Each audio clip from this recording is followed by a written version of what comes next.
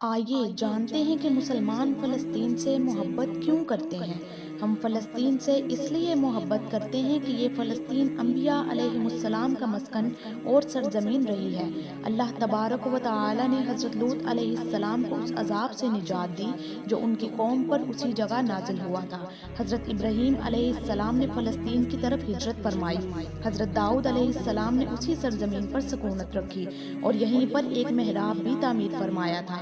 حضرت سلیمان علیہ السلام نے اسی ملک میں بیٹھ کر ساری دنیا پر حکومت فرمائی تھی۔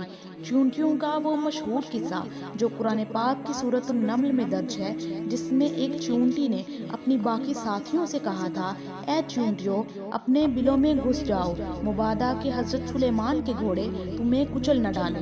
یہیں اس ملک میں واقع اسکلان شہر کی ایک وادی میں پیش آیا تھا جس کا نام بعد میں وادی النمل رکھ دیا گیا، یعنی چونٹیوں کی وادی رکھ دیا گیا تھا۔ حضرت زکریا علیہ السلام کا محراب بھی اسی شہر میں ہے۔ حضرت موسیٰ علیہ السلام نے اسی ملک کے بارے میں اپنے ساتھیوں سے کہا تھا کہ اس مقدس شہر میں داخل ہو جاؤ۔ انہوں نے اس شہر کو مقدس اس شہر کے شرک کے پاک ہونے اور انبیاء علیہ السلام کا مسکن ہونے کی وجہ سے کہا تھا۔ اس شہر میں کئی معجزات وقوع پذیر ہوئے، جن میں ایک کنواری بی بی حضرت مریم علیہ السلام کے بطن سے حضرت عیسیٰ علیہ السلام کی ولادت مبارکہ بھی ہے۔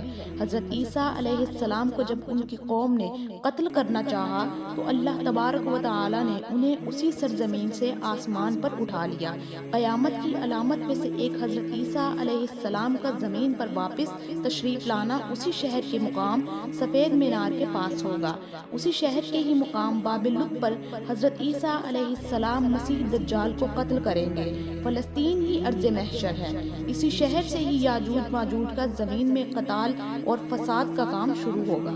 اسی شہر میں وقوع پذیر ہونے والے قصوں میں سے ایک قصہ طالوت اور جالوت کا بھی ہے۔ فلسطین کو نماز کی فرضیت کے بعد مسلمانوں کا قبلہ اول ہونے کا اعزاز بھی حاصل ہے۔ ہجرت کے بعد حضرت جبرائیل علیہ السلام دوران نماز ہی حکم ربی سے آقا علیہ الصلوۃ والسلام کو مسجد اقصیٰ سے بیت اللہ یعنی مکہ مکرمہ کی طرف رخ کر آ گئے تھے۔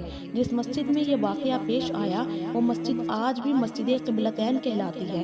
حضور اکرم صلی اللہ علیہ وآلہ وسلم معراج کی رات آسمان پر لے جانے سے پہلے مکہ مکرمہ سے یہاں بیت المقدس یعنی فلسطین لائے گئے۔ سرکار دو عالم صلی اللہ علیہ وآلہ وسلم کی اقتداء میں انبیاء علیہ الصلوۃ والسلام نے یہاں نماز ادا فرمائی اور اس طرح فلسطین ایک بار پھر سارے انبیاء علیہ السلام کا مسکن بن گیا۔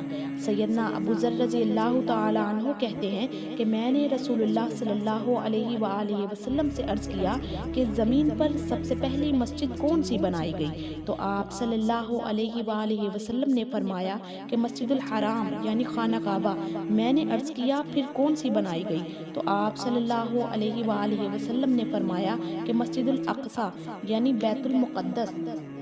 میں نے پھر عرض کیا کہ ان دونوں کے درمیان کتنا فاصلہ تھا؟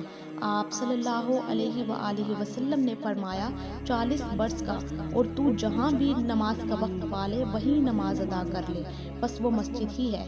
نبی اکرم صلی اللہ علیہ وآلہ وسلم کے وصال کے بعد حضرت سیدنا صدیق اکبر رضی اللہ تعالی عنہ کو ارتداد کے فتنے اور دیگر کئی مشکلات کا سامنا رہا۔ ان کے لیے عسکری اور افرادی قوت کی اشد ضرورت کے باوجود ارض شام یعنی فلسطین کی طرف آپ کا تیار کردہ لشکر بھیجنا بھی ایک ناقابل فراموش حقیقت ہے۔ جبکہ اسلام کے سنہری دور فاروقی میں دنیا بھر کی فتوحات کو چھوڑ کر محض فلسطین کی فتح کے لیے خود سیدنا عمر رضی اللہ تعالی عنہ کا چل کر جانا اور وہاں جا کر نماز ادا کرنا اس شہر کی عظمت کو اجاگر کرتا ہے۔ دوسری بار بائینہ معراج کی رات بروز جمعہ 27 رجب کو 583 ہجری کو صلاح الدین ایوبی کے ہاتھوں اس شہر کا دوبارہ فتح ہونا بھی ایک نشانی ہے۔ قدس بیت المقدس کا نام قرآن سے پہلے تک ہوا کرتا تھا۔ قرآن نازل ہوا تو اس مسجد کا نام مسجد اقصیٰ رکھ دیا گیا۔ قدس اس شہر کی اس تقدیس کی وجہ سے ہے جو اسے دوسرے شہروں سے ممتاز کرتی ہے۔ اس شہر کے حصول اور اسے رومیوں کی جبر و استبداد سے بچانے کے لیے 5000 سے زائد صحابہ کرام رضی اللہ تعالیٰ عنہ نے جام شہادت نوش فرمایا اور شہادت کا باب آج تک بند نہیں ہوا۔ یہ سلسلہ ابھی تک جاری ہے، اس لیے لیے یہ شہر شہیدوں کا شہر ہے۔ مسجد اقصی اور بلاد شام کی اہمیت بالکل حرمین الشریفین جیسی ہے۔